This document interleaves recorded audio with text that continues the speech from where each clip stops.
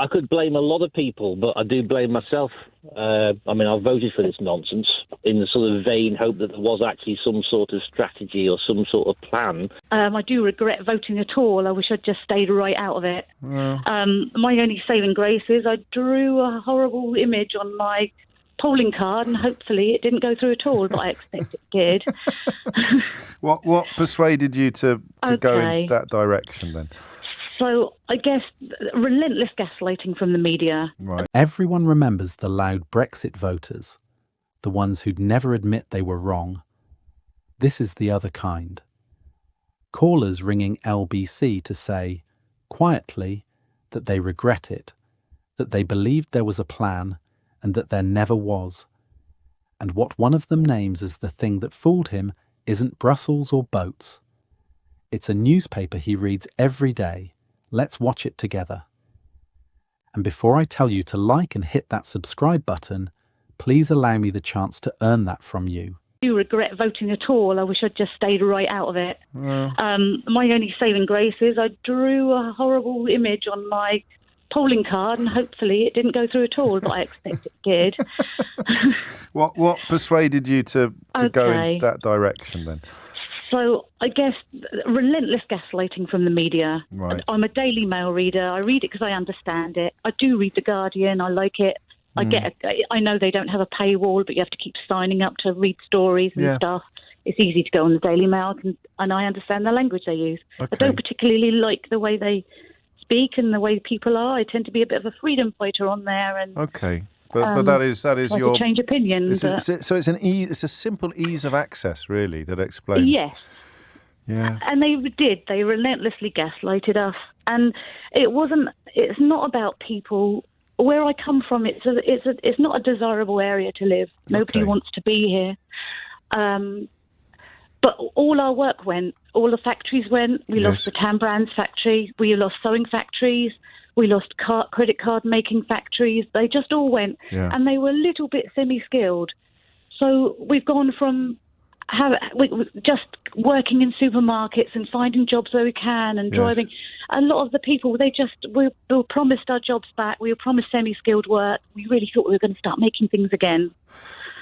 The more seductive the promise, the more tempting it is not to look too closely at the detail, I think, sometimes. Yep. And when you don't understand politics, the way it's so cloudy, opaque politics, it's just, especially if you understand the Daily Mail and you can't understand completely the Guardian and stuff, and you haven't had that kind of education, you're just left with what the hearsays and gives and what everyone's talking about. Yeah. And I suppose the more undiluted your environment is, the more, the fewer people you encounter who are going to take it. Because this is something I discovered. It's lovely I'm not going to patronise you, Julie, by saying that, because you're clearly very intelligent, and I understand what you're saying about newspapers and education, but you'll also, I hope, let me say that I could just tell by talking to you that you got no worries on that front, but you think that you do. You think that you do, and that's part of the contribution to the conversation. But I remember being stunned by people who were adamant that everybody agreed with them.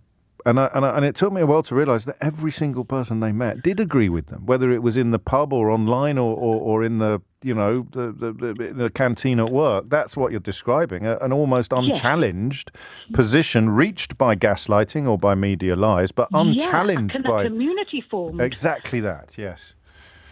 And it became part of people's identity. We all,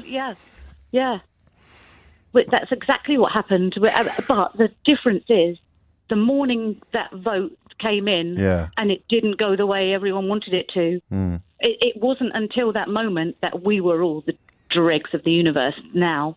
How do you mean? It wasn't... I remember my sister, she didn't know whether to vote Brexit or Remain. Yeah. She was really flip-flopping right until the very last minute, and then she chose to vote Remain. And then as soon as the vote came in the next day, it was all...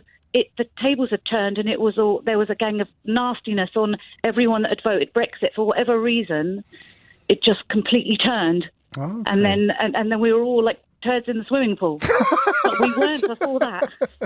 Well, I think today's been helpful, hasn't it, for reminding us of all the because I'll use your phrase once. There were some very big turds in our swimming pool who were very, very, very prominent Brexiters, and those shouldn't. Yeah, those they shouldn't have been allowed. No, they shouldn't have been allowed in the swimming pool in the first place. Let alone afforded a special lane and a synchronised swimming coach. But this vote was too big for us. Yeah, yeah. Was for me. I wasn't qualified to vote in the referendum. No. Not really. I would be now, but I wasn't then. I could blame a lot of people, but I do blame myself. I voted for this nonsense in the sort of vain hope that there was actually some sort of strategy or some sort of plan, some master plan that would kick in once we left. Basically based on my own experiences in the construction industry, where I saw a market flooded with a lot of cheap labour. Now, to be honest, that's probably more to do with unscrupulous UK employers than it is to do with the poor people trying to earn a crust. I tell you what, mate, it was a lonely furrow making that point. Because I remember driving through Hammersmith, of all places, and seeing workers congregating on a street corner being picked up in the morning by crews. And I thought, that's the problem. That should be illegal. I think it was actually illegal, but that was not a consequence of being in the European Union. It was a consequence of letting employers do whatever the hell they wanted, which is, of course, what all of the think tanks that encourage Brexit do, as long as the employers are enormous rather than just small operators. Absolutely. And I think it was easy to get tied up in all of that as an argument, failing to realise and remember that these things are best changed from within. And if you're not inside something, how can you change it? And I'm very angry with myself over it as a decision. And, I thought it was very interesting this morning to hear Guy Verhofstadt, I think his name was, yes, talking about the possibility of a door being open. Now, there is no reason for the European Union to leave a door open. What's done is done. But I believe that they could start by opening that door. They could start a sensible debate in this country that could bring all politicians who are completely failing to identify with it and recognise it for fear of losing votes, that the EU could put this thing firmly back on the table. And they could do that. Now, because there would be benefits for everybody and all of that, but what it would do for this country is it would stop the deniers, and there are so many of them. Unfortunately, most of them are running the country. Do you not think it needs to go a bit further? I mean, I don't know how much further it needs to go, but what point would Jacob Rees-Mogg say to the BBC, actually, do you know what? I don't think I will come on today. Well, he won't. I don't suppose he ever would, but then who cares? Ta-ta. And don't let the door hit you on the backside on your way out. I don't think I look at Starmer's position a lot, and I understand it. I have some sympathy with it, but it's far from undiluted sympathy. I don't know that it's a fear of losing votes that's the problem. I think it's still a fear of how many of the same mouthpieces that sold Brexit would treat a politician publicly acknowledging its complete idiocy. Because you've got the egos of newspaper owners, you've got the orders of Rupert Murdoch, you've got the Paul Dacre over at the Daily Mail. These people are never, ever, ever going to take responsibility for the consequences of their actions, which means that they will go after anybody who's pointing out the consequences of their actions like a rat up a drain pipe, Andy. True, but who has the evidence and who does not? And that's what we've got to focus on now. That was true in 2016, mate, and it wasn't enough for you. Or it wasn't actually, was it? No, it was. That's not fair. It was contradictory forecasts, some of which were coming from experts and some of which were coming from idiots. But how could you tell the difference at the time when most of the media was treating them as equal and opposite forces? That's why I don't think you should be angry with yourself, Andy. What if I pushed you? If I pushed you to put a name on the list, not your own? Well, it's got to be Boris, isn't it? But as a flagship, I wanted to vote for somebody who would pull the trigger one way or another because I thought the damage that was being done politically to this country was horrendous. Having said that, I was foolish to believe that there was a plan, and I bought into that, and I feel daft for it now. I blame the Eurosceptics in the Tory party way back to when Cameron and he had the referendum to pacify the right wing of the party because UKIP were taking all of his votes. And it was the most ridiculous referendum we could have held on a 50-50 basis. Yes. It should never have been 50-50 on such an important matter. And it's the likes of the Eurosceptics in the party, like Peter Bone, Bill Cash, Rees-Mogg. It's the old guard. Who were there all along and managed to move over a period of 20 or 30 years from relatively ridiculous to the driving seat of the entire party. So I've known Bill Cash since I was a kid. Yes. I'm very good friends with his youngest son and remain so. But I kind of thought, Bill's a good egg. I like Bill. It can't be that bad. I even read his book on the Maastricht Treaty, would you believe, Josephine? That's loyalty. And I did that thing. I wouldn't put him in the same category as Peter Bone and Rees-Mogg. Maybe wrongly, maybe I'm being naive or unduly loyal. But he was one of the people that made me think, well, it can't be quite as bad as everybody else says, because good old Bill's written books about it. He really knows what he's talking about. He thinks it's going to be brilliant. That's the danger. The people that you kind of semi-trusted or that you didn't look at askance telling you it was going to be a good idea. Let me tell you why this one's different, because if you've watched this channel for any length of time, you'll know the usual Brexit call. Someone rings in, insists it's all going brilliantly, can't name a single benefit, and gets taken apart. That's not this. This is the opposite, and it's rarer and I think more important.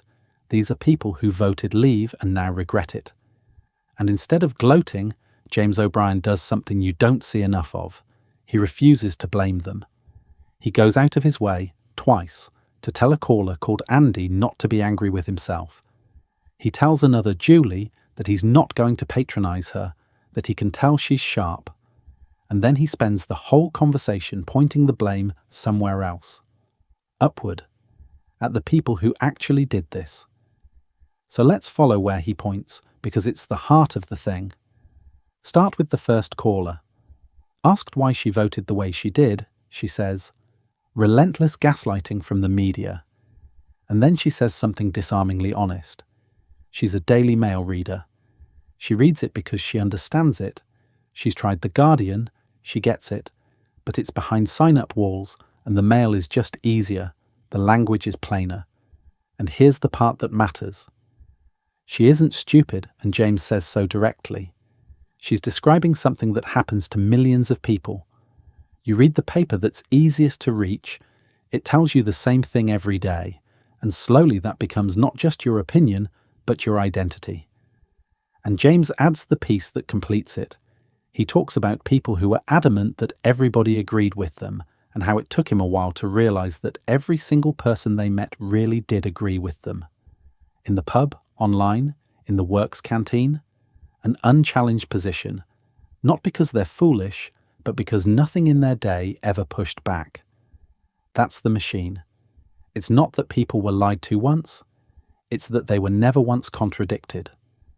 Then the callers start naming names, and this is where the anger goes exactly where it should. One caller, Josephine, traces it back to Cameron calling a referendum to pacify the right of his own party because UKIP were eating his votes. She calls it the most ridiculous referendum we could have held on a 50-50 basis on something that important. And she watched a certain kind of politician, the Bill Cashes and Peter Bones, move over 30 years from the ridiculous fringe to the driving seat of the whole party. And there's a genuinely poignant moment in there. This caller says she half-trusted Bill Cash. She'd known him, liked him, even read his book on the Maastricht Treaty, and she thought, well, if good old Bill says it'll be brilliant, it can't be that bad. James names that precisely for what it is. The real danger isn't the villain you can see coming, it's the person you semi-trusted, the one who didn't look like a fanatic, telling you it was going to be fine. Andy, the construction worker, blames Boris as the flagship, but listen to what James does even with the immigration point Andy raises. Andy remembers cheap labour flooding his industry, workers picked up on street corners, and James agrees it was a real problem, but says the cause wasn't Brussels. It was employers being allowed to do whatever they wanted, which is precisely what the think tanks that funded Brexit exist to deliver, as long as the employer's big enough. And that's the whole con laid bare. The anger was real. The grievance was real. The factories really did close. But it got pointed at Brussels, at migrants, at the person one rung down, and never at the newspaper owners and think tanks and chancers who profited from pointing it there. The people who, as James says, will never take responsibility and will go after anyone who does like a rat up a drain pipe. So no punchline this time, just respect for a handful of people who did the hardest thing in public life, which is say out loud, in public, that they got it wrong. So thank you for listening to them do it. Give the video a like if you think that kind of honesty deserves a bigger audience than the people who sold the lie ever got. Share it with someone who's still waiting for the plan to kick in. And do follow or subscribe, because the owners and the chancers who should be apologising never will. It's been left to the people who were fooled, and at least they've got the decency to